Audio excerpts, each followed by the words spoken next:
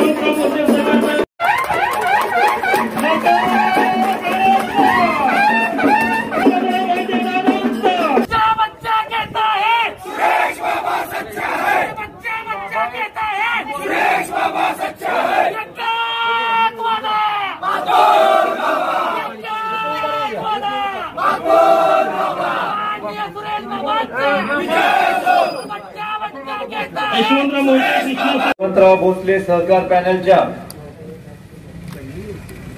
प्रचाराच्या शुभारंभानिमित्त उपस्थित असणारे आपल्या सगळ्यांचे नेते आणि स्वर्गीय भाऊ आणि आप्पांनंतर ज्यांच्यावर या परिसराची जबाबदारी आपण सगळ्यांनी विश्वासाने सोपवली ते आदरणीय मदन दादा, ज्यांच्या नेतृत्वाखाली आपण कृष्णा सहकारी साखर कारखान्याची निवडणूक लढवतोय, ज्यांच्या नेतृत्वावर विश्वास ठेवून कृष्णा सहकारी साखर कारखान्याच्या सभासदांनी सत्तेची सूत्र ही जयवंतराव भोसले सहकार पॅनलला सुपूर्द केली, ते आपल्या सगळ्यांचे नेते आदरणीय सुरेश बाबा, मोठ्या संख्येनं उपस्थित असणारे कृष्णा सहकारी साखर कारखान्याचे सभासद बांधव, शेतकरी बांधव, गावातले आणि पंचकृषी मधले सगळे सभासद बांधव,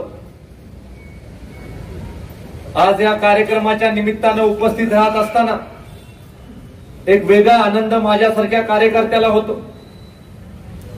ज्या उत्साहाने स्वर्गीय आणि भाऊ आणि आप्पांनी त्यांच्या सहकार्याच्या शोभतीनं, त्यांच्या सहकार्याच्या पाठिंब्याच्या जोरावर कृष्णा सहकारी साखर कारखान्याची उभारणी केली, तोच उत्साह आज या प्रचाराच्या शुभारंभाच्या निमित्तानं आपल्याला बघायला मिळतोय। अनेक स्थित्यंतरे झाल्यानंतर आज पहिल्यांदा अशी परिस्थिती निर्माण झालेली आहे की कृष्णा सहकारी साखर कारखान्याच्या सत्तेची सूत्र ही आदरणीय सुरेश बाबांच्या नेतृत्वाखाली असणाऱ्या सहकार पॅनलकडे सुपूर्द करण्याच्या बाबतीमधली भूमिका ही आज लोकांनी घेतलेली आपल्याला दिसते। एक नवीन पिढी निर्माण करण्यासाठी आपल्या वाडवडिलांनी प्रयत्न केला, कृष्णा सहकारी साखर कारखान्याची निर्मिती केली। आणि ही निर्मिती केल्यानंतर ह्या परिसराचा चेहरा मोहरा बदलण्याचं काम, या परिसराचा सर्वांगीण विकास करण्याचं काम या शिखर संस्थेच्या माध्यमातून झालं. आज लोकांचा खूप मोठा भरोसा आणि विश्वास आदरणीय सुरेश बाबांच्या नेतृत्वावर आहे. नाथाच्या पांढरीमध्ये परमेश्वराला नेहमी वाटतं की ही संस्था ही सभासदांच्या हितासाठी काम करत राहिली पाहिजे आणि या संस्थेच्या शिखरस्थानी असणारं नेतृत्व हे निस्वार्थपणे लोकांसाठी काम करणारं नेतृत्व पाहिजे. लोकांच्या अडीअडचणी सोडवणारं नेतृत्व पाहिजे. नवीन पिढी स्वतःच्या पायावर उभं करणारं नेतृत्व पाहिजे. जनतेला योग्य दिशा देणारं नेतृत्व पाहिजे. आणि त्यामुळे मागच्या निवडणुकीच्या निमित्तानं जयवंतराव भोसले सहकार पॅनलकडे आपण सत्तेची सूत्र सुपूर्द केली. आज या निवडणुकीच्या निमित्तानं कुटुंब प्रमुख म्हणून आदरणीय मदनदादांच्या मार्गदर्शनाखाली आपण ही निवडणूक लढवतोय. आणि ही निवडणूक लढवत असताना आपल्या मतदारसंघामधला, कारखान्याच्या कार्यक्षेत्रामधला प्रत्येक सभासद आपल्या बरोबर घेऊन जाण्याची वृत्ती आज आपण अंगी बाळगलेली आहे. आज खऱ्या अर्थानं या निवडणुकीच्या निमित्तानं कुठले मुद्दे चर्चेत यायला हवे, कारखान्याची निवडणूक कुठल्या मुद्द्यावर व्हायला हवी. खरं तर कारखान्याची निवडणूक कारखाना कसा चालवलाय ह्या मुद्द्यावर व्हायला हवी. पण दुर्दैवाने या निवडणुकीमध्ये कारखाना सोडून सगळे मुद्दे विरोधकांनी हाती घेतलेले. वैयक्तिक टीका टिप्पणी करणं, आपल्या नेत्यांवर खालच्या पातळीवर जाऊन टीका करणं, अशा पातळीवर निवडणूक नेण्याचा विरोधकांचा डाव आहे. अनेक दिवस त्यांचा प्रयत्न चालू होता की एकत्र येऊन निवडणूक लढवायची. आम्ही त्यांना शुभेच्छाच दिल्या होत्या. आम्ही म्हटलं की ठीक आहे, तुम्ही एकत्र येऊन निवडणूक लढवा, फक्त कारभारी कोण हे आधी ठरवा आणि ते ठरवल्यानंतर खुशाल निवडणूक लढवा. कसली वाटणी करताय तुम्ही?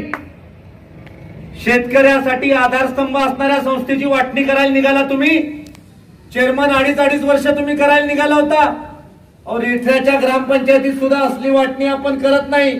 तसली वाटणी हे कारखान्याची करायला निघाले होते. कारखान्याचा चेअरमन अडीच वर्ष. आणि त्यात नवीन प्रश्न निर्माण झाला की पहिलं कोणी व्हायचं, कारखान्याचा कुठला विभाग कोणी चालवायचा, कुठली केबिन कोणी वापरायची, कारखान्याच्या गाड्या कोणी वापरायच्या. आमच्या 5 वर्षामधले कारकीर्द तुम्ही बघा. कारखान्याचं गेस्ट हाऊस आपण बंद केलं, गाड्या आपण बंद केल्या. अहो एवढंच काय, महाराष्ट्रामधला पहिला असा सहकारी साखर कारखाना आहे ज्यांनी संचालकांचे भत्ते देखील बंद करून टाकले. आणि महाराष्ट्रातल्या सहकार क्षेत्राला एक वेगळं वळण लावण्याचं काम हे जयवंतराव भोसले सहकार पॅनलच्या माध्यमातून मागच्या 5 वर्षामध्ये झालं.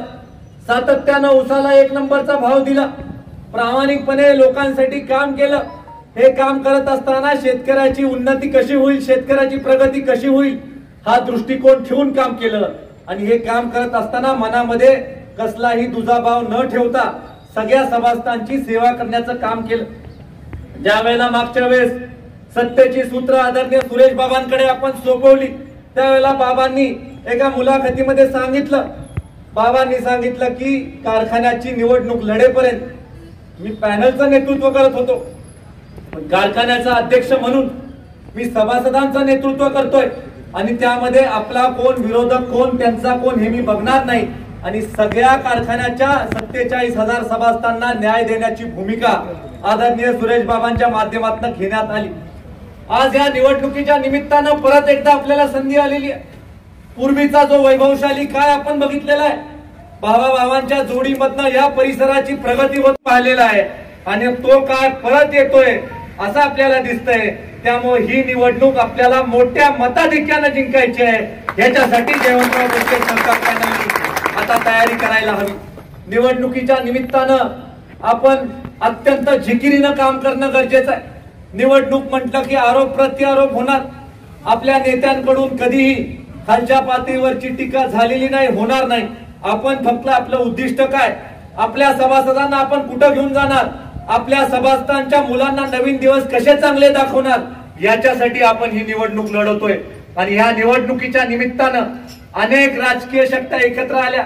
अनेक लोकांनी आम्हाला एकटं पाडायचा प्रयत्न केला, अनेक लोकांनी याच्यामध्ये पक्षीय राजकारण आणायचा प्रयत्न केला, पण आम्ही ठाम आहोत की आम्हाला कसली अडचण नाही, कारण कृष्णा कारखान्याचा सामान्य सभासद सुरेश बाबांच्या पाठीशी उभा आहे.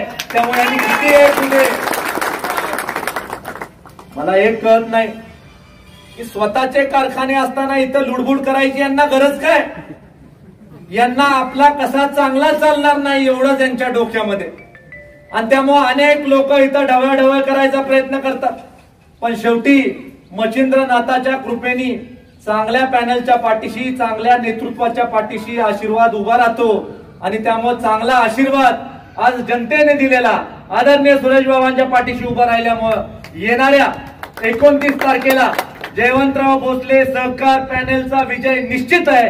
एवढंच आजच्या कार्यक्रमाच्या निमित्तानं सांगून परत एकदा आपण सगळ्यांनी ठामपणे आदरणीय सुरेश बाबांच्या नेतृत्वाच्या खाली काम करायचं आहे आणि सुरेश बाबांचं पॅनल भरघोष मतानं निवडून द्यायचं, एवढी आपल्याला या कार्यक्रमाच्या निमित्तानं विनंती करतो. तुमचा आशीर्वाद आमच्या पाठीशी राहील ही अपेक्षा करतो आणि थांबतो. जय हिंद, जय महाराष्ट्र. काळामध्ये ही ऐतिहासिक महत्वाची राहिलेली आहे. याच्या पाठीमागचं कारण जर तुम्ही पाहिलं तर कृष्णेची व्याप्ती ही 4 तालुक्यामध्ये आहे. हजारो एकर इथं जमीन बागायत झालेली आहे. हजारो लोकांना इथं नोकरी उपलब्ध झालेली आहे. मोठ्या प्रमाणात इथं सामाजिक कार्य होत आहे. हे सगळं पुढे नेण्याची जबाबदारी ही कृष्णेच्या नेतृत्वात आहे. आज तुम्ही जर पाहिलं या इलेक्शनकडे गेली 5 वर्ष पाहिलं, ज्या कारणाने आपण निवडणूक लढवली त्या 5 वर्षामध्ये थोडासा तुम्ही जर अंदाज घेतला तर तुमच्या असं लक्षात येईल की गेल्या 6 वर्षामध्ये सरासरी आपण 3000 रुपये भाव देऊ शकतो लोकांना. कायम आपण 1 नंबरच्या याच्यामध्ये दराच्या बाबतीमध्ये राहिलेलो आहे. लक्षात घ्या, आपण जे आश्वासन दिलं की आम्ही मोफत साखर देणार, 6 वर्ष आपण मोफत साखर दिलं, त्याचे पैसे मोजले तर कायमस्वरूपी याच्यात आपण 1 नंबरला राहिलेलो आहे. या कारखान्याची काही उद्दिष्ट आपण ठरवली. पहिलं उद्दिष्ट होतं की आपलं उत्पन्न वाढलं पाहिजे शेतकऱ्यांचं, आणि म्हणून जयवंतरावची योजना आपण स्थापन केली. या 5 वर्षातलं सांगतोय, आणि त्याच्यामध्ये जास्तीत जास्त कसा येईल, 2 टन 3 टन 100 टनाच्या वरचे शेतकरी कसे तयार करता येतील हा प्रामुख्याने हा कार्यक्रम होता. आणि हा आपण 3,500-4 हजार एकरावर घेतला आणि तो यशस्वी केला.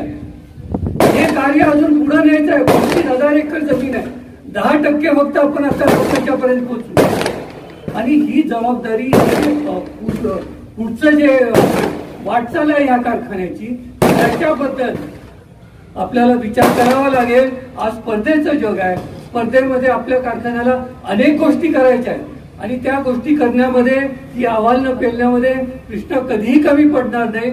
तशी चांगली आर्थिक परिस्थिती या कारखान्याची आपण करून ठेवलेली आहे. त्याच्यामुळं लोकांनी टीका करण्याचं काहीच कारण नाही. मी नेहमी सांगत होतो, सगळे म्हणत होते आता बिल देणार की नाही. ठीक आहे म्हटलं, आता तो आपलं ठरल्याप्रमाणे 200 रुपयाचं आम्ही बिल काढलंय. पण सगळ्यांना सांगतो, जर तुम्हाला असं वाटत असेल, सगळे म्हणतात दिवाळीसाठी थोडे पैसे ठेवा, पण तुम्हाला गरज लागली तर लगेच पुढच्या 15 दिवसामध्ये तेही द्यायची तयारी आहे. एवढी चांगली आर्थिक स्थिती या कारखान्याची आहे तुम्हाला सांगतो. आणि ही जपणं हे आपलं काम आहे. हे कुणी करायचं आहे तर हे सभासदांनी करायचं आहे. आणि म्हणून मला असं वाटतं की सगळ्यात मोठं आव्हान आपल्या पुढं कृष्णेच्या सभासदांच्या पुढं काय असेल तर आपल्याला ह्या कारखान्यातनं राजकारण दूर करायचं आहे. जे काही राजकारण होत आहे त्याच्यातनंच ह्या कारखान्याला इजा पोचू शकते. आणि हे तुम्ही ह्याही इलेक्शन मध्ये बघताय की जे कोण उमेदवार आलेले आहेत ज्यांना करायचं आहे त्यांना दोघांनाही याच्यापूर्वी संधी मिळालेली होती. आणि त्या संधीचं काय केलं तुम्ही थोडासा विचार करा की काय झालं त्यांच्याकडनं. एकाच्या कारकिर्दीमध्ये तर एवढे घोटाळे झाले की कारखाना बंदच पडला असता, दुसरं काही झालं नसतं. अजूनही त्याच्यात एकही त्यांच्या त्या जेवढे घोटाळे झाले त्याच्यातनं ते बाहेर पडू शकत नाहीत आजही तुम्हाला सांगतो. आणि दुसरे जे ग्रहस्थ आहेत त्यांच्याबद्दलचे सुद्धा तुम्हाला चांगला अनुभव आहे. म्हणून मला लोक ज्या वेळेला विचारतात की काय होणार आहे, मी म्हटलं एकाच्या हातात जर सत्ता दिली तर कारखाना बंद पडेल, आणि दुसऱ्याच्या जर हातात दिली तर कारखाना चालेल, तुमचा ऊस गळाला जाईल, पण तुम्हाला बिल मिळणार नाही एवढं लक्षात घ्या. की त्यांची तुम्ही पाठीमागं बघा, हे त्यांचं कर्तृत्व हे राहिलेलं आहे. आता जास्त टीका मी करत नाही, पण आता तुम्ही सांगितलं तसं गेली 3-4 महिने बघतो मनोमिलन का झालं नाही. मनोमिलन एवढ्यासाठी झालं नाही, हे मनोमिलन नव्हतं, हे मनीमिलन. कसं म्हणा सांगा, मनीमिलन हे होऊ शकत नाही. एक जण म्हणतो मला डिस्टलरी चालवायचं आहे, कोण म्हणतो मला परचेस माझ्याकडे पाहिजे. हे काय वाटून घ्यायचं आहे का? अजून निवडणूक झाली नाही तोपर्यंत ही वाटणी चालू झाली. ही वस्तुस्थिती आहे, लक्षात घ्या. आणि ह्याच्याकडे आपण डोळे उघडून बघितलं पाहिजे ना. मी म्हणून सगळ्यांना सांगतो, ही कारखान्याची जी सत्ता आहे, ही सत्ता ही सेवकाच्या भूमिकेतनं तुम्हाला पार पाडली पाहिजे. हे देण्याचं स्थान आहे, मिळवण्याचं स्थान नाही.